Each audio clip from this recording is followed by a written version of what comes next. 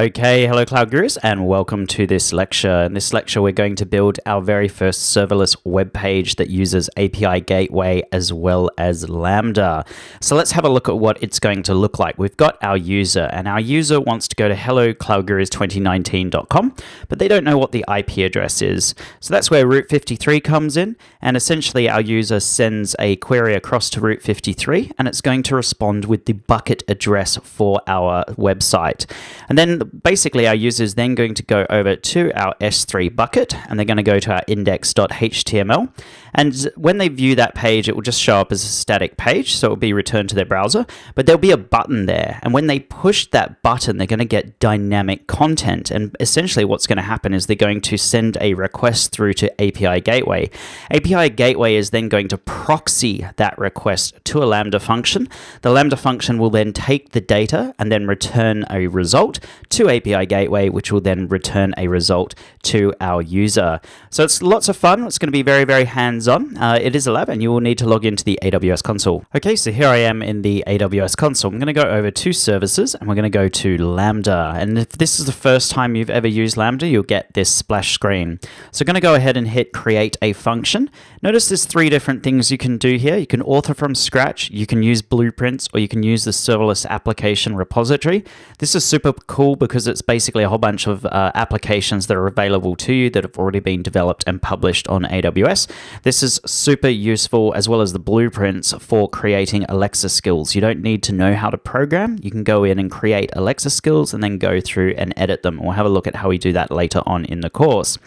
So we want to go and author from scratch. I'm going to call this my first Lambda and then function. In terms of the runtime environment, we've got a load of different runtime environments here. So we've got .NET, we've got Go, we've got Java, we've got Node.js, we've got Python, we've got Ruby, and we can even use custom runtime environments. We want to go ahead and use Python 3.6. And in here, it asks us about a role. So you can choose an existing role or you can create a new role from templates. If you've never used Lambda before, go ahead and create a new role from template. I'm going to call this my Lambda execution and then role.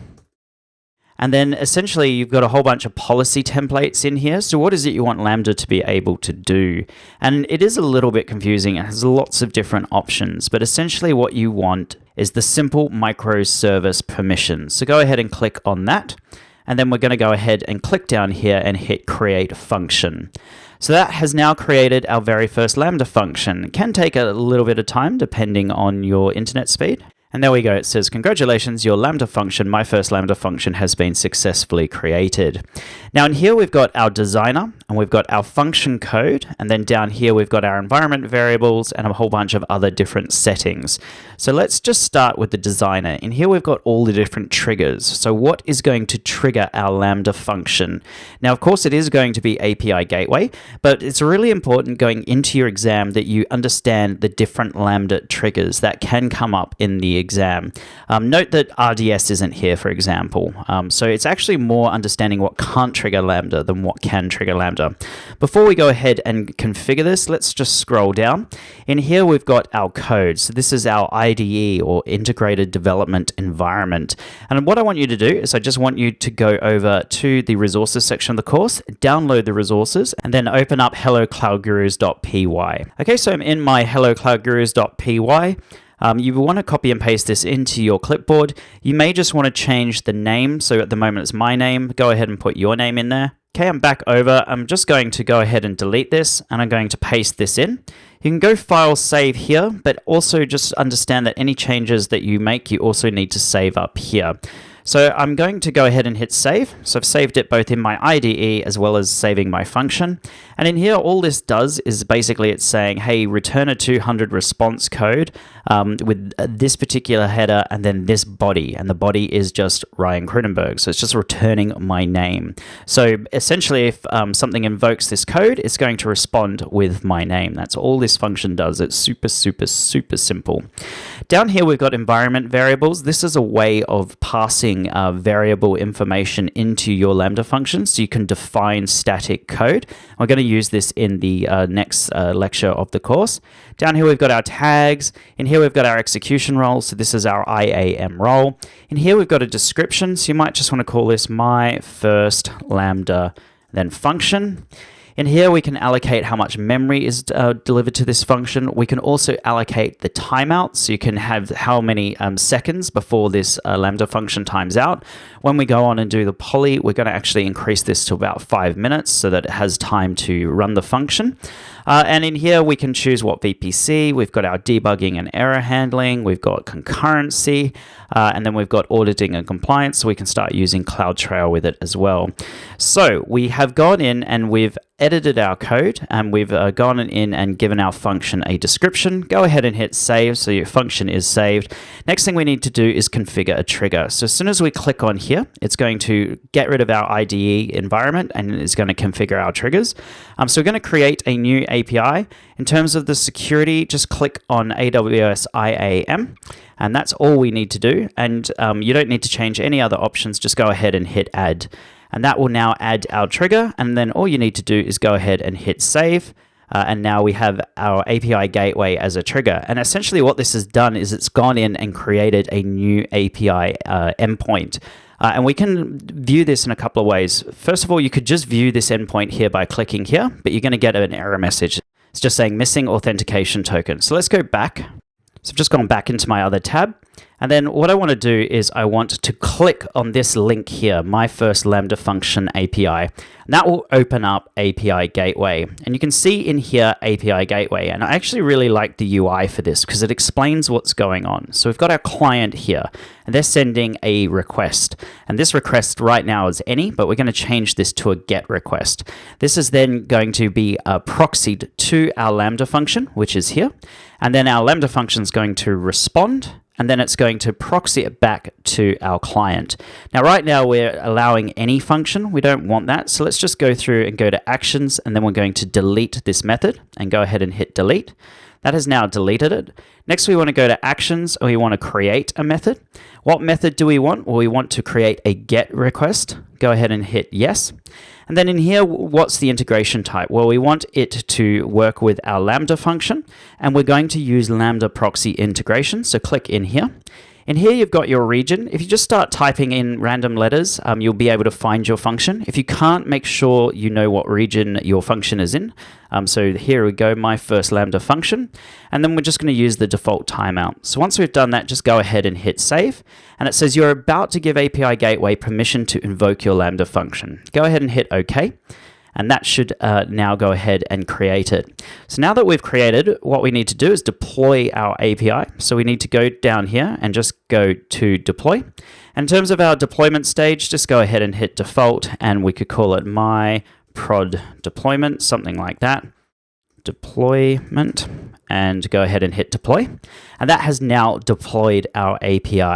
And if we click in here, we've got our stages. If you go and click on get, make sure you click on get here, then click on this invoke URL, and that should open up a new tab. Let's have a look. Oh, there we go. It doesn't even open up a new tab. It opens up in the same window, and it's got my name. So you should be able to see your name. If you're not seeing it, make sure you've clicked on the get. So like I said before, you've got to click on default, go all the way down to get, and then click on this link. So now that you've got that, I want you to copy this link into your clipboard, and I want you to open up your index.html directory file that we downloaded in the resources section. Okay, so I'm in my browser. I'm just going to go open with and then text wrangler. I'm going to go ahead and open this up. So here's our code. Essentially, this code is running a script. And it's doing a GET request, and we need to tell it where to do the GET request. So let's paste in our API Gateway link in here. So there we go. It's this URL.api, and then all the way through to my first Lambda function. And then all this is doing is it's saying, hello, Cloud Gurus, and then it's got a little button called Click Me. When you click this button, it's going to run this function, which is basically going to send a GET request to our API Gateway.